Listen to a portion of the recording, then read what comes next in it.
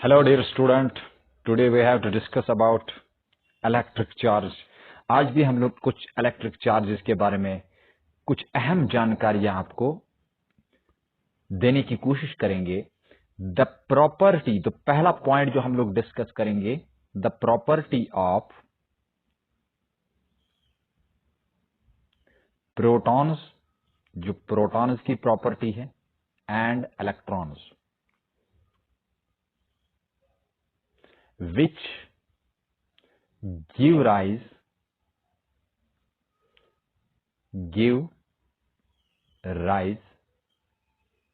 to electric force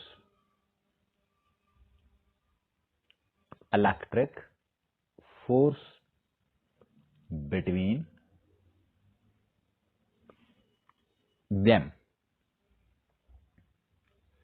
is called electric charge. देखो electric charge क्या होता है।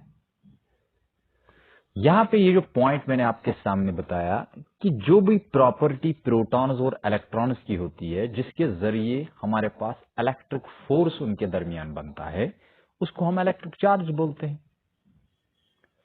ये चीज मैंने इससे पहले वीडियो में भी आपके साथ डिस्कस किया कि एक प्रॉपर्टी ही होती है मटेरियल की, जिसकी वजह से हमारे पास वो किसी दूसरे मटेरियल को अट्रैक्ट करे या रिपेल करे, उसको हम इलेक्ट्रिक चार्ज बताते हैं। बहुत सारी डेफिनेशन हैं, तो आपको इसके बारे में ये भी पता लगा होगा कि ये एक प्रॉपर्टी प्रोटॉन्स और इलेक्ट्रॉन्स की होती है, क्योंकि मटेरियल में हमारे पास एटम होते हैं, एटम में हमारे पास इलेक्ट्रॉन्स और प्रोटॉन्स होते हैं। अगर वही प्रोटॉन्स और इलेक्ट्रॉन्स के बारे में अगर हम जानने की कोशिश करेंगे, तो यहां पे एक प्रॉपर्टी होती है प्रोटॉन्स और इलेक्ट्रॉन्स में, जिसकी वजह से वो आपस में क्या करते हैं, अट्रैक्ट करते हैं। क्योंकि हमारे पास प्रोटॉन जो होता है वो पॉजिटिवली चार्जड होता है और इलेक्ट्रॉन जो होता है वो नेगेटिवली चार्जड होता है। इसलिए हमारे पास पॉजिटिव और नेगेटिव जब होगा तो वो डेफिनेटली अट्रैक्ट करेगा। तो यहां पे इलेक्ट्रिक फोर्स जो है इनके दरमियान प्रोड्यूस होता है। लेकिन उस अट्रैक्शन को, अगर मान लीजिए हमारे पास अट्रैक्शन हो, मान लीजिए हमारे पास रिपल्शन हो, ऐसा नहीं है कि प्रोटॉन्स और इलेक्ट्रॉन्स के दरमियान ही होगा, प्रोटॉन्स और प्रोटॉन के दरमियान भी होगा, इलेक्ट्रॉन और इलेक्ट्रॉन के दरमियान भी होगा, लेकिन प्रोटॉन और प्रोटॉन के दरमियान रिपल्शन होगा, प्रोटॉन और इलेक्ट्रॉन के दरमियान अट्रैक्शन होगा। तो एक और पॉइंट मैं आपके सामने बताता हूं, ये जो इलेक्ट्रिक चार्ज होता है, इलेक्ट्रिक चार्ज जो होता है, इलेक्ट्रिक चार्ज हमारे पास इज ए कैरेक्टरिस्टिक, ये वो कैरेक्टरिस्टिक है, ये पॉइंट बड़ा इंपॉर्टेंट है, ये कैरेक्टरिस्टिक होता है, एक खुसूसियत होती है दैट accompanies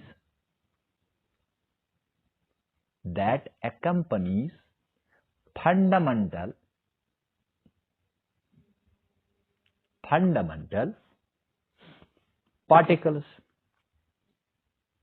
ये किसके साथ होती है बेटा, फंडामेंटल पार्टिकल्स के साथ।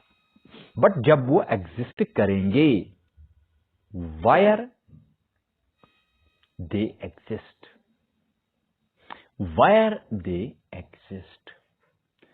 जहां वो एग्जिस्ट करेंगे। अगर मान लीजिए वो एग्जिस्ट हो गए, उसके पास एक कैरेक्टरिस्टिक होगा जिसको हम बोलेंगे इलेक्ट्रिक चार्ज। इलेक्ट्रिक चार्ज जो है ये कैरेक्टरिस्टिक होता है फंडामेंटल पार्टिकल्स में। तो चलिए एक और पॉइंट हम लोग आपके सामने बताते हैं। जो हमारे पास फेमस साइंटिस्ट था, उसका नाम क्या था बेटा, William Gilbert. According to William Gilbert,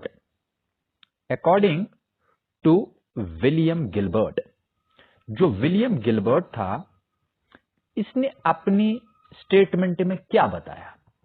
William Gilbert ने बताया कि ये इलेक्ट्रिक चार्ज जो होता है, एक्चुअली ये चार्ज समथिंग है, charge is something, charge is something possessed, ये होती है बाय मटेरियल ऑब्जेक्ट्स। किसके पास होती है बेटा? मटेरियल ऑब्जेक्ट्स के पास। Material objects. उसके बाद दैट मेक्स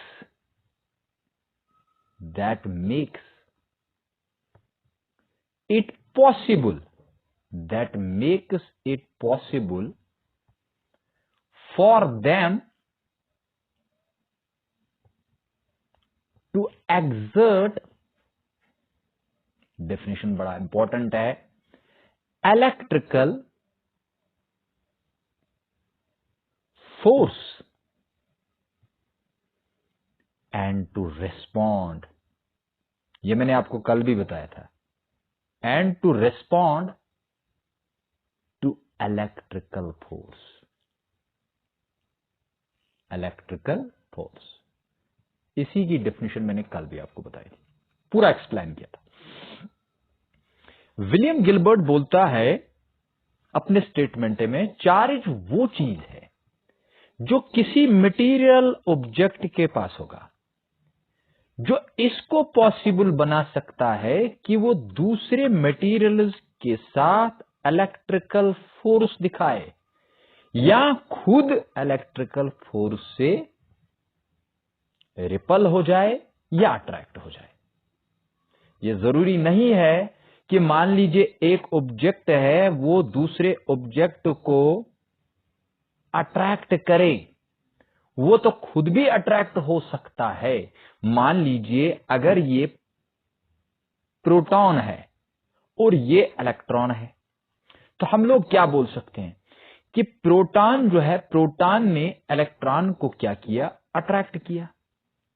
लेकिन इलेक्ट्रॉन भी तो प्रोटॉन को अट्रैक्शन दिखाएगा। इसका मतलब है कि इस इलेक्ट्रॉन के ऊपर भी फोर्स दिख रहा है और इस प्रोटॉन के ऊपर भी फोर्स दिख रहा है। यही चीज ने बताया कि ये वो समथिंग जो हम लोग बोल रहे हैं कि ये समथिंग है जिसके जरिए मटेरियल ऑब्जेक्ट्स जो है वो या तो फोर्स एक्सर्ट करेंगे या तो फोर्स वो रेस्पॉन्ड करेंगे। यानी फोर्स वो एक्सर्ट भी कर सकते हैं या फोर्स वो रेस्पॉन्ड भी कर सकते हैं। आई होप ये क्लियर हो गया होगा। बहुत ही सिंपल है। यानी दो ऑब्जेक्ट्स मेरे पास है कि ये तो अट्रैक्ट हो रहे हैं, बट जो अट्रैक्ट हो रहा है वो दूसरे को भी अट्रैक्ट कर रहा है। इसका मतलब वो दूसरे को अट्रैक्ट कर रहा है लेकिन खुद भी तो अट्रैक्ट हो रहा है। आप समझ रहे हो मेरी बात या नहीं समझ रहे हो? सपोज हमारे पास दो दोस्त हैं, ए एंड बी। ये इसको बुलाता है, ए बी को बुलाता है, लेकिन बी तो तब आएगा ना जब उसको लगेगा कि ए वाकई उसको बुला रहा है। तो दैट मीन्स या तो ए उसके पास जाएगा या तो बी ही उसके पास जाएगा। इसका मतलब है ए बी को बुला रहा है, बी ए को बुला रहा है। तो if there is a possibility, अगर ए ने बी को बुलाया, बी ने ए को वापस बुलाया, इसका मतलब है इज देयर एनी पॉसिबिलिटी कि ये आपस में रेस्पॉन्ड और एक्सर्ट कर रहे हैं। मतलब ए एक्सर्ट कर रहा है लेकिन बी रेस्पॉन्ड भी कर रहा है। रेस्पॉन्ड ए भी कर सकता है, बी एक्सर्ट कर सकता है। मतलब इसने एक्सर्ट किया, इसने रेस्पॉन्ड किया।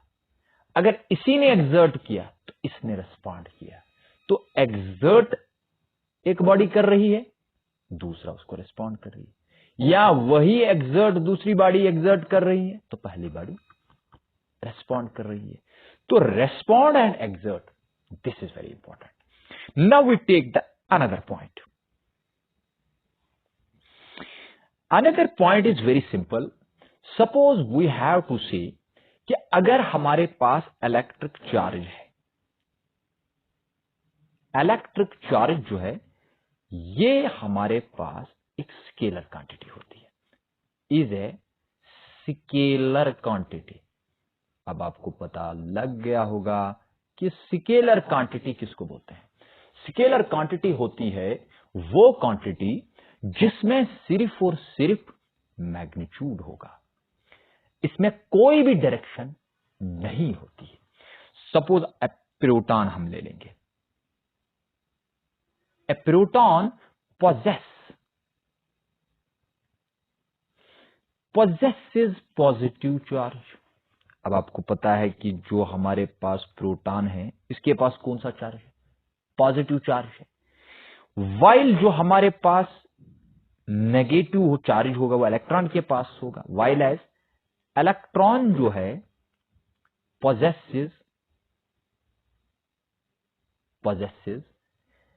एन इक्वल, बराबर होगा, बराबर चार्ज होगा, equal negative charge. Negative charge यानी याद रखना प्रोटॉन और इलेक्ट्रॉन जो है इनके दरमियान चार्ज का कोई अंतर नहीं है, दोनों के चार्जेस बराबर है।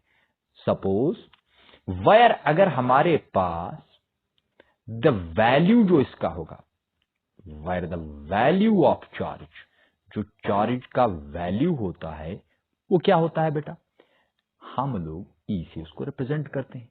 चार्ज इज ई, बट वही ई किसके बराबर है? वो 1.6 इंटू 10⁻⁻19 कूलम के बराबर होता है, क्योंकि चार्ज का यूनिट जो होता है वो कूलम होता है। क्लियर? आई होप ये आपको क्लियर हो गया होगा। आपको यहां पे ये चीज याद रखना है कि जो चार्ज हमारे पास इलेक्ट्रॉन का है वो क्या है? 1.6 इंटू 10⁻⁻19 कूलम। और एक हम लोग एक पॉइंट डिस्कस करेंगे। इलेक्ट्रिक चार्ज जो होता है ना, इसमें लाइक चार्जेस भी होंगी, अनलाइक चार्जेस भी। अनलाइक चार्जेस जो होते हैं वो क्या काम करते हैं? Attract each other. अट्रैक्ट क्या करते हैं? अट्रैक्ट ईच अदर हो जाते हैं। अगर मान लीजिए हमारे पास ये अट्रैक्ट हो गए, अनलाइक चार्जेस जो होती है वो अट्रैक्ट हो जाती है। वायर जो हमारे पास लाइक चार्जेस होती है, वायर एज लाइक चार्जेस जो होंगे वो क्या होती हैं? रिपेल ईच अदर, वो रिपेल होते हैं। अनलाइक चार्जेस तो अट्रैक्ट होती हैं, बट जो हमारे पास लाइक चार्जेस होती हैं वो रिपेल होते हैं। सिंपल एपैरेटस अगर हम लोग ले लेंगे, एक सिंपल बात हम यहां पे करेंगे। A simple apparatus used to detect क्या डिटेक्ट करेंगे? Charge. To detect charge on a body. किसी भी बॉडी पे अगर मुझे चार्ज फाइंड आउट करना होगा कि इस पे चार्ज क्या है, तो इसके लिए एक सिंपल एपैरेटस हमारे को चाहिए, इज दैट गोल्ड लीफ। याद रखना, gold leaf telescope, sorry electroscope, not telescope, this is electroscope। एक बहुत ही सिंपल एपैरेटस हमें चाहिए जिसके जरिए हम लोग ये डिटेक्ट करते हैं कि किसी बॉडी पे क्या चार्ज होता है, क्या पॉजिटिव है, नेगेटिव है। तो इसके लिए हमारे को गोल्ड लीफ इलेक्ट्रोस्कोप की जरूरत होती है। अब देखिए, देयर आर, ये आपको याद रखना है कि कौन सा डिटेक्ट करने के लिए कि पॉजिटिव चार्ज है बॉडी पे या नेगेटिव चार्ज है, ये कैसे पता चलता है। तो ये हमारे पास ये एपैरेटस जरूरत होते हैं, gold leaf electroscope. There are two kinds of charges, only दो ही काइंड्स ऑफ चार्जेस होते हैं, टू काइंड्स ऑफ चार्जेस। बताइए कौन कौन सा चार्ज होता है? या तो सच एज पॉजिटिव होगा या तो नेगेटिव होगा। एक पॉजिटिव होगा या नेगेटिव होगा। चलिए, आई होप यहां तक आपको क्लियर हो गया होगा। और एक पॉइंट डिस्कस करते हैं। एन ऑब्जेक्ट जो हमारे पास होगा, अगर कहीं पे कोई भी ऑब्जेक्ट होगा, कैन अटेन, ये अटेन कर सकता है, कैन अटेन पॉजिटिव चार्ज। कब ये पॉजिटिव चार्ज अटेन करेगा? बाय लूजिंग, याद रखना, लूजिंग इलेक्ट्रॉन्स। ये तो आपने पढ़ा होगा, आई होप ये आपको समझ आ गया होगा। देखो समझने वाली बात है कि जब हमारे पास कोई भी एटम होता है वो इलेक्ट्रिकली न्यूट्रल होता है, इसमें प्रोटॉन भी उतने होते हैं, इलेक्ट्रॉन भी उतने होते हैं। लेकिन जब इलेक्ट्रॉन यहां पे क्या हो जाएगा, अगर वो लूज हो गया, इलेक्ट्रॉन चला गया, तो हमारे को पॉजिटिव चार्ज बनेगा, नंबर ऑफ प्रोटॉन तो बढ़ जाएंगे, मतलब ज्यादा उनका नंबर आ जाएगा, तो ओवरऑल चार्ज पॉजिटिव बनेगा। अच्छा, लूजिंग जब आप इलेक्ट्रॉन करो तो पॉजिटिव चार्ज बनता है। वाइल अगर ऐसा हो, वाइल एज अगर इलेक्ट्रॉन्स क्या होंगे, अगर सपोज अदर कैन अटेन, वो क्या करेगा, नेगेटिव चार्ज। सपोज कोई मटेरियल है, कोई ऑब्जेक्ट है जिसने लूज किया इलेक्ट्रॉन, उसके पास तो पॉजिटिव चार्ज डेवलप होगा, लेकिन जिसने गेन किया उसके पास तो नेगेटिव चार्ज होगा ना। तो इसका साइन जो होता है वो अपोजिट में होता है। तो अब देखिए, अगर मान लीजिए आपको पता चलेगा यहां पे कि अगर हमारे पास कोई मटेरियल है जिसने जहां से लूज इलेक्ट्रॉन्स हो गए, उसके पास तो पॉजिटिव चार्ज आएगा, लेकिन जिसने गेन किए उसके पास तो नेगेटिव चार्ज आएगा। ये तो वैसी बात है। अब देखिए, मैं आपको एक और पॉइंट यहां पे बताऊंगा, बड़ा इंपॉर्टेंट पॉइंट है। चार्जेस जो होते हैं ना, ये ऑलवेज, याद रखना, always reside on the surface. ये सरफेस पे रहते हैं, क्या रहते हैं, मटेरियल के सरफेस पे, of the charged conducting object. अगर कंडक्टिंग ऑब्जेक्ट होगा जिसमें करंट चलती होगी, उसके सरफेस पे चार्ज बनता है, मतलब उसके सरफेस पे रहता है हमेशा। एन ऑब्जेक्ट, इसका मतलब क्या है कि चार्ज हमारे पास सरफेस पे होता है। एन ऑब्जेक्ट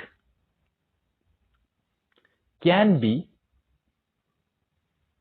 चार्जड, ऑब्जेक्ट को हम लोग चार्जड बना सकते हैं बाय डिफरेंट मेथड्स। किस किस मेथड के जरिए हम बॉडी को चार्ज कर सकते हैं? लाइक हमारे पास फ्रिक्शन होगा, जिसको मैंने कल बोला था कि फ्रिक्शन के जरिए अगर कोई इलेक्ट्रिसिटी जनरेट होगी तो उसको हम फ्रिक्शन इलेक्ट्रिसिटी बोलते हैं। कंडक्शन के जरिए ऐसे भी चार्ज डेवलप होगा, एंड साथ में बेटा इंडक्शन के जरिए। इन सभी को हम लोग डिस्कस करेंगे, लेकिन अभी याद रखना है कि फ्रिक्शन के जरिए भी चार्ज डेवलप होता है, कंडक्शन के जरिए डेवलप होता है, इंडक्शन के जरिए डेवलप होता है। तो मैंने आपको बताया कि चार्ज जब हम देखेंगे तो चार्ज एक सरफेस पे रहता है, और दूसरी बात कि चार्जेस को हम लोग डेवलप कर सकते हैं बॉडी पे, पर डिफरेंट मेथड से। अब देखिए, और एक पॉइंट डिस्कस करेंगे, charge is a scalar quantity. ये तो मैंने अभी बताया, स्केलर क्वांटिटी है ये, कि जिसका सिर्फ और सिर्फ मैग्नीट्यूड होगा। इट कैन बी एडेड, इनको हम ऐड कर सकते हैं एंड सब्ट्रैक्ट भी कर सकते हैं, as a number, but number के फॉर्म में। That is, it is SI unit as, इसका एसआई यूनिट क्या है बेटा, it is SI unit is coulomb. इसीलिए तो मैंने ऊपर लिखा था 1.6 × 10⁻⁻19 कूलम। अब जरा इसको डायमेंशनल फार्मूला देखते हैं, यह भी बड़ा इंपॉर्टेंट है। डायमेंशनल फार्मूला जो इसका है वो जरा देखते हैं। Dimensional formula of electric charge. देखिए, इलेक्ट्रिकल चार्ज का डायमेंशनल फार्मूला जो है वो है m0 L0 T⁻⁴ A⁻⁴ मतलब ये इसका डायमेंशनल फार्मूला। अब इसको सरल से डिराइव करते हैं। अब देखिए, इसका मैं थोड़ा सा आपको बताऊंगा। देखो, करंट जो होता है वो हमारे पास चार्ज डिवाइडेड बाय टाइम के बराबर होता है। अगर आपको चार्ज करना है यहां पे तो क्यों किसके बराबर आएगा? IT के बराबर। इसका मतलब ये बड़ा इंपॉर्टेंट पॉइंट है कि चार्ज जो होता है वो इट के बराबर होता है। मतलब I for current and T for time. It is not that it. तो चार्ज का डायमेंशन फॉर्मूला देखो, समझो बात को। m⁻0 मतलब मास तो है ही नहीं, L कोई लेंथ नहीं, टाइम, हां सर टाइम तो है r⁻⁴, A मतलब एम्पियर करंट का। तो इस तरीके से हमारे को मिल जाएगा डायमेंशनल फॉर्मूला, जब आपके पास ये इक्वेशन याद होगा। आई होप यहां तक आपको क्लियर हो गया होगा कि डायमेंशनल फॉर्मूला जो है किस तरीके से हम लोग डिस्कस किए। तो ये सभी पॉइंट्स जो हैं ये बहुत ही इंपॉर्टेंट पॉइंट्स हैं इलेक्ट्रिक चार्जेस के बारे में। आई होप यहां तक आपको क्लियर हो गया होगा। आगे हम इसके बाद वाला जो टॉपिक है वो हम डिस्कस करेंगे। तब तक के लिए अल्लाह हाफिज। Thank you to all of you.